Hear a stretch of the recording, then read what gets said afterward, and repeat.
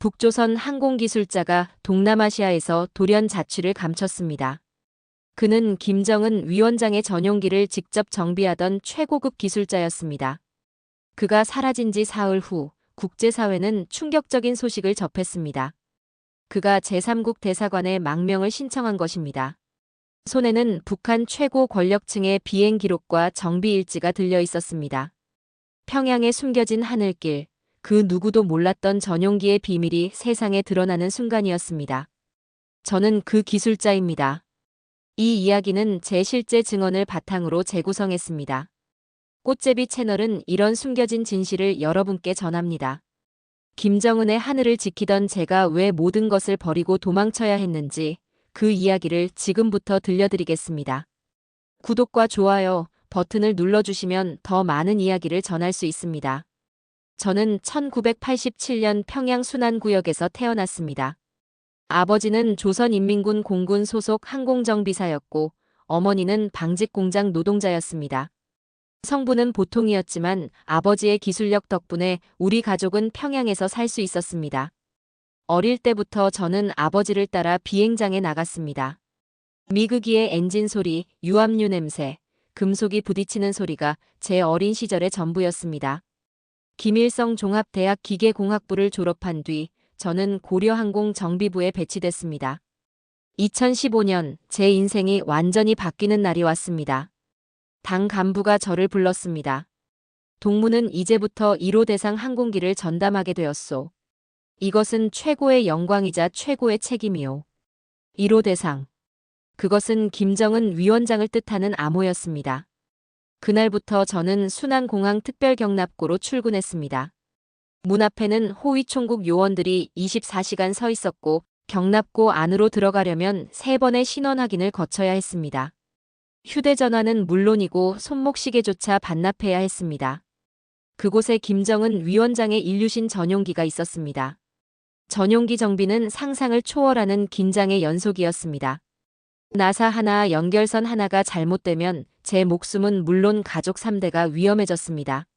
매번 정비가 끝나면 보이부 요원들이 모든 공구를 하나씩 세었습니다. 볼트 하나라도 없어지면 경납고 전체를 뒤집었습니다. 2019년 2월 하노이 회담을 위해 전용기가 출발하던 날이었습니다. 저는 마지막 점검을 마치고 경납고를 나왔습니다. 그런데 활주로 너머로 보이는 하늘이 이상하게 넓어 보였습니다. 그 비행기는 국경을 넘어 베트남까지 날아가는데 저는 평양 밖으로 한 발짝도 나가본 적이 없었습니다. 그날 밤 생활총화 시간에 한 동료가 말했습니다. 원수님께서 세계를 주름 잡으시는구나. 저는 고개를 끄덕이면서도 묘한 질문이 머릿속을 떠나지 않았습니다. 원수님은 세계를 날아다니시는데 그 비행기를 만드는 우리는 왜 평양 밖도 못 나갈까? 그것은 위험한 생각이었습니다.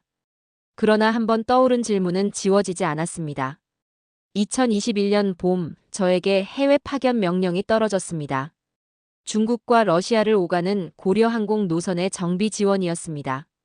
당에서는 이것을 영광스러운 임무라고 했지만 실제로는 외화벌이 압박이었습니다. 우리 기술자들은 현지에서 중국 항공사 비행기도 정비해주고 그 돈을 평양으로 송금해야 했습니다. 베이징 공항 숙소에서 첫 밤을 보낼 때였습니다. 창문 밖으로 보이는 도시의 불빛들이 평양과는 차원이 달랐습니다.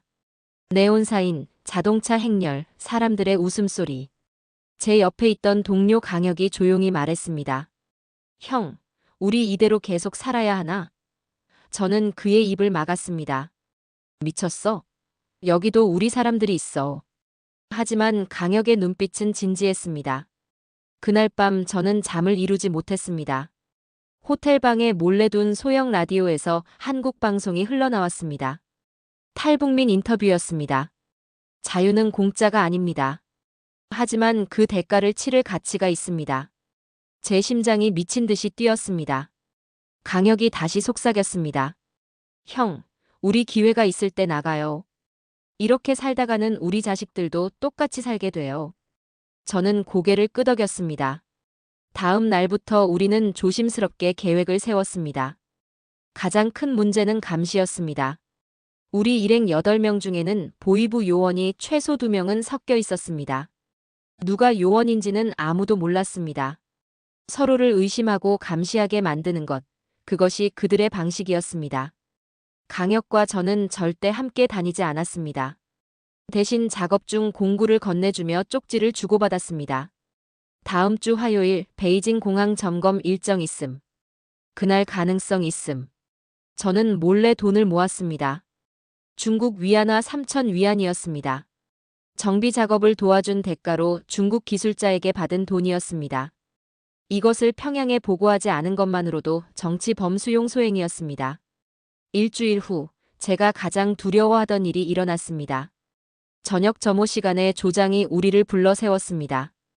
요즘 동무들 기강이 해이한 것 같소. 특히 일부 동무들이 중국 동무들과 개인적으로 접촉하고 있다는 보고가 있소. 제 등에서 식은땀이 흘렀습니다. 조장의 시선이 저를 스쳐 지나갔습니다. 그날 밤 강혁이 화장실에서 저를 기다리고 있었습니다. 형, 더 이상 미룰 수 없어요. 이번 주에 해야 해요. 저는 고개를 끄덕였습니다. 우리에게 남은 시간이 없었습니다. 2023년 9월 12일 화요일 아침, 평소와 똑같이 작업복을 입고 공항으로 향했습니다. 가슴 안주머니에는 김정은 전용기의 정비 기록 사본이 USB에 담겨 있었습니다. 이것은 제 생명보험이자 국제사회가 저를 받아줄 유일한 증거였습니다. 오전 작업을 마친 뒤 점심시간이 되었습니다. 조장이 말했습니다. 오늘 점심은 자유롭게 먹도록 하시오. 2시까지 공항 3번 게이트 앞으로 집합. 이것이 우리의 기회였습니다. 강혁과 저는 서로 다른 방향으로 걸어갔습니다. 공항 밖으로 나가자 택시를 잡았습니다.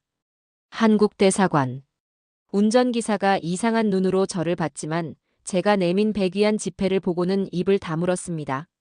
차 안에서 제 손은 멈추지 않고 떨렸습니다. 휴대전화가 울렸습니다. 조장의 번호였습니다. 저는 전화를 끊고 배터리를 빼냈습니다. 30분 후 택시가 한 건물 앞에 섰습니다. 대한민국 국기가 바람에 펄럭이고 있었습니다. 대사관 정문으로 뛰어가는 순간 뒤에서 강혁이 다른 택시에서 내렸습니다. 우리는 눈빛을 교환하고 동시에 정문 쪽으로 달렸습니다. 도와주세요. 우리는 북한 사람입니다. 경비원이 놀라 우리를 막아섰습니다.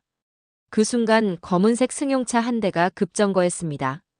차에서 내린 사람들의 얼굴을 보는 순간 저는 알았습니다. 보이부였습니다. 서지 마. 들어가. 경비원이 우리를 밀어넣으며 소리쳤습니다. 철문이 쾅 닫혔습니다. 문 밖에서 북한 요원들이 고함을 질렀습니다. 하지만 그들은 더 이상 들어올 수 없었습니다. 대한민국 영토였습니다. 저는 그 자리에서 무릎이 꺾여 바닥에 주저앉았습니다. 강혁도 옆에서 울고 있었습니다. 한국 영사가 우리에게 다가왔습니다. 괜찮습니다. 이제 안전합니다. 그 말을 듣는 순간 제 안에 있던 모든 긴장이 무너져 내렸습니다. 36년간 북한에서 살면서 단 한 번도 들어보지 못한 말이었습니다. 안전하다는 말. 그날 밤 대사관 보호구역 침대에 누워 천장을 바라봤습니다. 형광등이 깜빡이지 않고 환하게 빛나고 있었습니다. 북한에서는 늘 전기가 나갔습니다. 이 작은 것 하나가 제게는 자유의 증거였습니다. 핸드폰이 울렸습니다. 한국 정부에서 임시로 준 전화였습니다. 강혁에게서 온 메시지였습니다. 형, 우리 해냈어요. 정말 해냈어요. 저는 답장을 보냈습니다. 그래, 이제 시작이야. 창밖으로 베이징의 야경이 펼쳐져 있었습니다. 저 불빛 하나하나가 자유롭게 사는 사람들의 삶이었습니다. 이제 저도 그 불빛 중 하나가 될 수 있었습니다. 한국에 온 지 1년이 지났습니다. 하나원에서 3개월간 적응 교육을 받았고 지금은 인천공항 근처 정비회사에서 일하고 있습니다. 아이러니하게도 저는 여전히 비행기를 정비합니다. 하지만 이제는 자유의 하늘을 나는 비행기들입니다. 강혁은 서울에서 작은 자동차 정비소를 차렸습니다. 가끔 만나 소주를 마시며 그날의 이야기를 합니다. 형, 그때 정말 미친 짓이었죠? 그래, 하지만 안 했으면 평생 후회했을 거야. 제가 가져온 USB 자료는 국제사회에 큰 파장을 일으켰습니다. 김정은 위원장의 해외 동선, 비밀 계좌가 있는 나라들, 제재를 피해 물품을 실어 나른 기록들. 그것은 북한 권력의 민낯이었습니다. 가장 힘든 것은 북에 두고 온 가족입니다. 어머니와 여동생이 어떻게 지내는지 알 수 없습니다. 제가 망명한 뒤 그들이 어떤 처벌을 받았을지 생각하면 잠을 이룰 수 없는 밤도 많습니다. 하지만 저는 압니다.